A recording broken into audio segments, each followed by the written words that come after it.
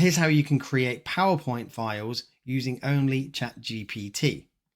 Now, I've seen other people suggesting you can ask ChatGPT to create the VBA code, which you then add in to PowerPoint. However, you can actually skip that step and ask it to create the PowerPoint file directly. I always start out by giving it the context of the topic I want to create the deck about. And then I ask it to create the deck, including both the on-slide text and detailed speaker notes. It then creates all of the content, which you can see here. In this example, I've asked it to create a slide deck about the new Breeze AI tool from HubSpot. Then I'm going to ask it to create a PowerPoint file. I want it to add the on-slide text and the speaker notes for each slide.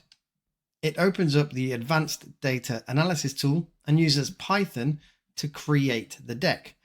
When it's finished, you'll get a link to click and download the file. We can then open that file in PowerPoint.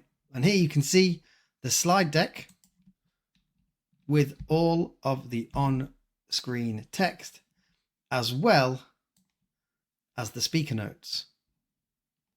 If you've got a template that you use, simply click on the design tool in PowerPoint and apply the theme that you use in your organization.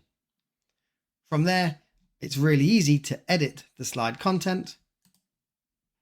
You can even use the designer tool to make your slides look even better. And that's how you can use ChatGPT to create PowerPoint files without you having to even open PowerPoint. If you want more tips and tricks on how to use ChatGPT, let me know in the comments what you want to do with the tool.